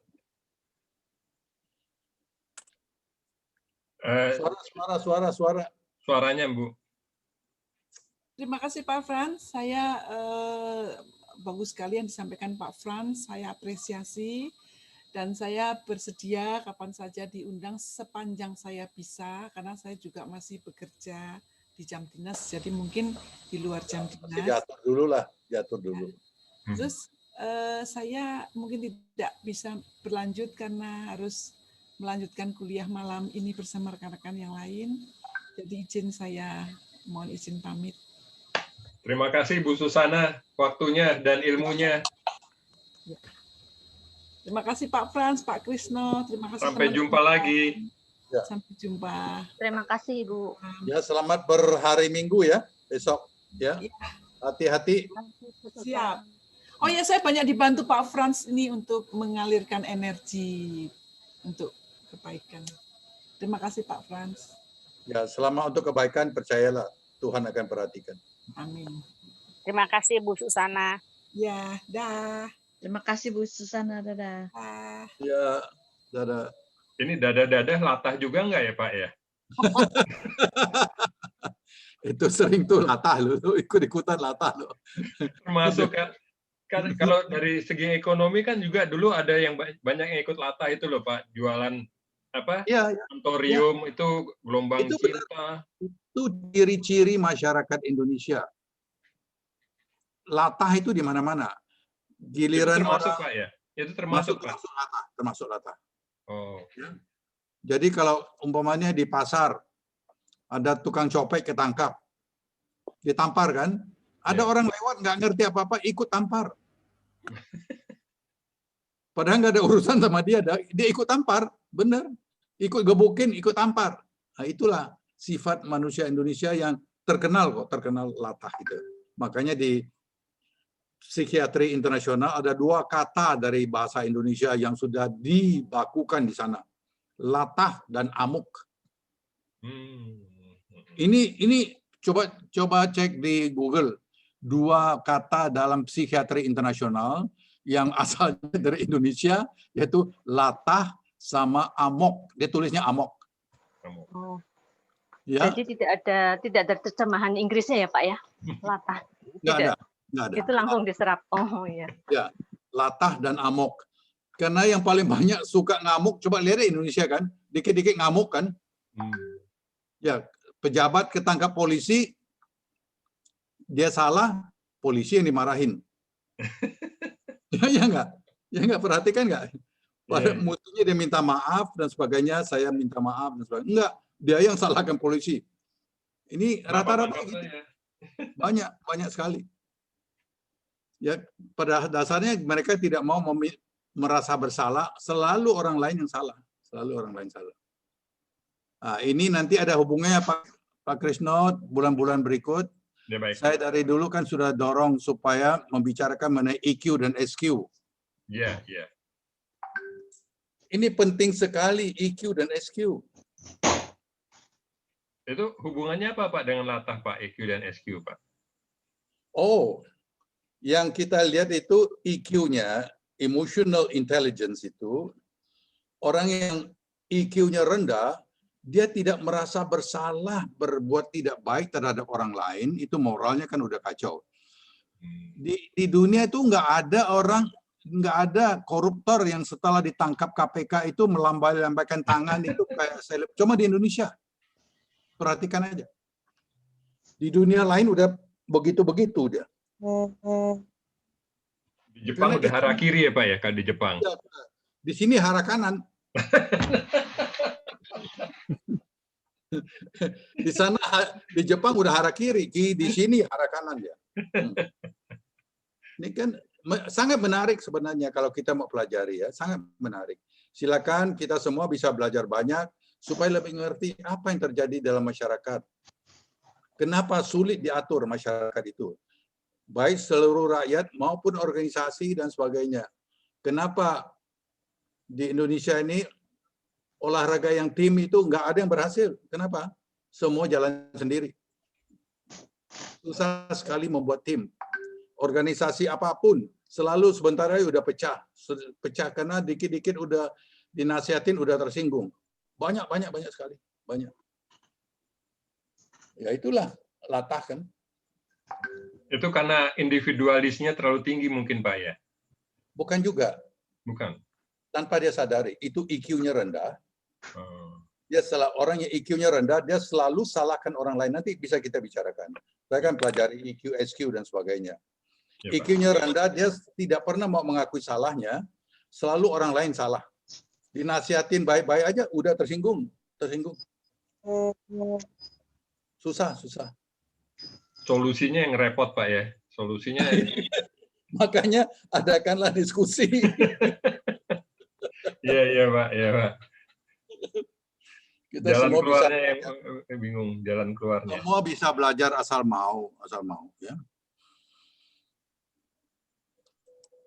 Baik. Teman-teman mungkin ada yang ingin menambahkan? Ya silakan tuh. Pembicaraan kita malam ini mungkin ada pengalaman-pengalaman mengenai alam bawah sadar, mungkin yang bisa di-sharing ke kita di sini. Mungkin ada saudaranya yang latah. Nah, itu dan sebagainya. Bu Tati? Iya. Mau sharing, Bu? Ibu Tati ya? Iya. Udah lama dengan suaranya, Bu, gimana tuh rajin sembahyang dan sebagainya. Saya sih menghargai orang yang rajin ke gereja, rajin ke masjid, rajin ke kelenteng dan sebagainya. Ya, saya sih hargai semua. Pak Joko sehat tuh? Apa? Iya, puji Tuhan. Baguslah Ibu Tati. Tapi kalau sore gampang ngantuk dia. Oh, itu ya. Habis doa langsung ngantuk Dihipnotis aja, Bu. Dihipnotis, Bu. Iya. Supaya jangan ngantuk, bilang jangan ngantuk gitu. Bukan, Pak, biar duitnya keluar, Pak. Dihipnotis biar keluar, bagi-bagi duit. Ya kemarin kepleset itu. Tangannya agak dibalut. Oh. Iya. Ya, itu semua itu kalau kita mau bicara lebih jauh, sebenarnya bawah sadar itu kita apapun kegiatan yang kita lakukan yang terus diulangi, maka terekam di bawah sadar kita. Post-truth, Pak, ya? Ya, karena ini prinsipnya diulangi terus, diulangi, maka akan terekam di bawah sadar kita. Orang belajar kungfu kan, diulangi terus kan, sampai dia otomatis kalau diserang, otomatis dia gerak, dia nggak pikir lagi. Refleks. Ya, refleks itu ada bawah sadar. Demikian juga kalau Anda yang belajar Qigong kan tahu, ya habis pedang jari itu, habis itu kemana, itu terekam, sudah terekam. Jadi ini demikian juga dalam, maaf ya, saya tidak mau bicarakan mengenai agama, tetapi demikian juga kenapa manusia menjadi fanatik dalam agama, itu juga karena bawah sadarnya. Enggak. Ya. Bisa jadi fanatik itu karena bawah sadar terekam. Apa yang terekam di bawah sadar itu agak sulit dihilangkan, agak sulit. Jadi tidak benar kalau dikatakan kalau udah dicuci otaknya gampang dapat dihilangkan dan karena pendidikannya rendah, tidak benar. Banyak yang doktor, profesor dan sebagainya juga kena cuci otak. Jadi hati-hati tanpa kita sadari. Jadi saya itu tidak. Karena apa, Pak? Apa? Gampang dicuci otak itu karena apa? Dia kurang kuat kepercayaannya apa gimana?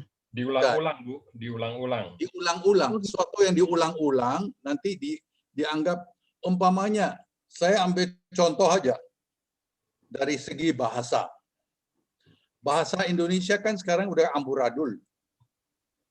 Pernah nggak ada yang bertanya, terkadang itu dari mana? Kan Dari asalnya kadang-kadang. dari Kadang-kadang. kan asalnya dari kadang-kadang kan? Betul. Iya. Kalau begitu, kalau kadang-kadang menjadi terkadang, hati-hati terhati dong. Enggak. Lari-lari terlari. Pelan-pelan terpelan kan? Terpelan. Ini adalah fenomena kita mengubah sesuatu, tapi karena tidak ada yang memperbaiki, lama-lama dianggap benar. Nah itulah kita berubah tanpa sadar bahwa kita menuju yang tidak benar. Banyak sekali. Terkadang contoh aja. Mendatang juga itu bahasa yang salah. Kalau ada mendatang, mesti ada melalu dong. Iya. Mau pergi. Ya, banyak saya berikan banyak contoh, banyak sekali contoh. Tiap pagi saya mendengarkan TV, menonton TV dan dengarkan bahasa di situ, udah kacau balau aja. Jadi sangat menyedihkan. Tapi ya sesuatu yang salah terus-menerus didengungkan, lama-lama dianggap udah benar. Itulah yang disebut rekaman di bawah sadar. Tadi saya senang Mbak Susana menganjurkan supaya punya anak yang kecil programkan dia secara positif waktu dia hampir tidur ya. Dan ini juga saya ingatkan supaya kita sendiri jangan terbiasa menonton TV sambil mau tidur. Sangat tidak baik. Kenapa? Kalau ada program yang kurang baik, kata-kata yang kurang baik di TV, masuk ke bawah sadar kita, masuk ke theta. Ya, masuk ke theta. Itu di dalam nanti tiba-tiba kok saya kok tahu begitu dan sebagainya. Jangan ya. Apalagi anak-anak, jangan pernah membiarkan anak-anak sambil nonton TV sambil setengah tidur. Sangat buruk. Itu diketahui kok. Ketahui. Jadi inilah Bapak Aula kok diam aja. Dari tadi meditasi rupanya diam aja tuh. Nggak gerak, matanya juga nggak gerak tadi. Pak Iskandar, apa kabar? Nah, Iskandar itu selama 1 tahun, hampir 1 tahun ini kelihatannya tambah muda aja, heran. Iya. Ya? Baru operasi plastik nih kayaknya, Pak. Suntik detox ya, Pak? Detox. Bukan botok wajah. Botok. Tadi mau suntik detox.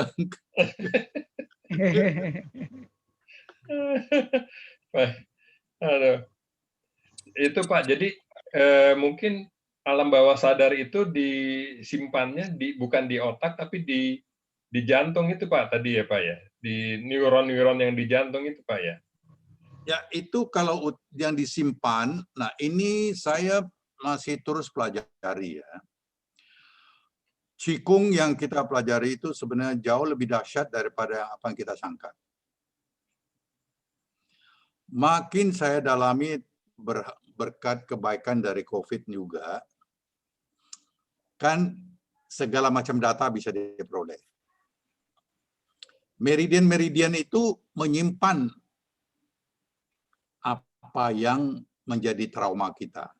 Jadi saya mau coba kaitkan ke situ. Jadi ada meridian-meridian spiritual yang 8 itu 8 meridian khusus menyimpan emosi-emosi yang buruk yang kita rekam. Termasuk juga adalah yang diturunkan oleh orang tua ada di meridian Taimai. Bukan, Chungmai dulu. Itu terekam, itulah blueprint dari orang tua kita untuk kita. Dan saya masih cari jalan bagaimana apakah mungkin mempengaruhi, karena itu kan dari atas ya, kita nggak boleh sembarangan. Tapi yang Taimai di mana emosi-emosi yang kita ciptakan sendiri, ya, bencilah, dendamlah, irilah, dan sebagainya disimpan di Taimai. Nah, saya mau terus usahakan bagaimana menghilangkannya, karena selama sampah emosinya banyak di situ, maka organ kita pada sakit. Jadi Qigong itu sangat hebat kalau kita mau mendalami dengan baik ya. Bukan hanya tepuk sana tepuk sini kok. Saya nggak bilang tepuk sana tepuk sini nggak baik, tetapi jauh lebih mendalam Qigong itu, jauh lebih mendalam. Jadi ke depan saya harap kita juga untuk kurikulum baru, Pak Krisno tolong ajarkan mengenai meridian biasa, meridian khusus, dan fungsi-fungsinya macam-macam. Supaya murid-murid itu lebih mengerti apa yang bisa diperoleh dengan mendalami itu. Oh ya, kita buat sesi khusus mengenai 8 meridian itu Pak ya. Iya. Baik. Nanti kita jadwalkan kurang lebih 2 minggu yang akan datang. Kita buat sesi 3, 16, pas 8. Maaf Bu. Jadi kita persiapkan mungkin 2-3 minggu yang akan datang kita adakan sesi mengenai 12 meridian umum dan 8 meridian khusus. Nanti buat yang lain-lain bisa lebih mendalami mengenai Qigong dan gunanya bagi kesehatan tubuh kita, atau teman-teman kita, AA, Teteh, Om, Tante, dan sebagainya, dan semuanya. Bagus. Coba saja. Baik. Pak Asman sudah kembali nih, Pak Asman, apa kabar? Ini udah kembali? Iya. Baru pada Mas. Tadi Maaf, agak ketinggalan, Pak. Tadi. Seru banget tadi, Pak. Ini ceritanya, Pak. Ilmu Iya, baru iya, dari benar, Bu Susana, memang Pak. menarik sekali itu. Iya, menarik sekali, Pak. Ini saya rekam, nanti coba saya upload ke Google Drive buat teman-teman yang ingin, nanti tinggal saya share ya. Tapi begitu di-share, ya, tolong Pak. Di-share nanti harus di-approve dulu dari Google-nya, minta begitu supaya baru bisa di-download masing-masing ya. Iya, Jadi tunggu approval dari saya. Oke, terima kasih Pak Krisno. Biar pada bisa mengulangi lagi apa yang materi hari ini disampaikan oleh Bu Susana. Menarik sekali loh. Menarik. Silakan ditonton kembali, sangat bagus. Ya. Mitra, apa kabar?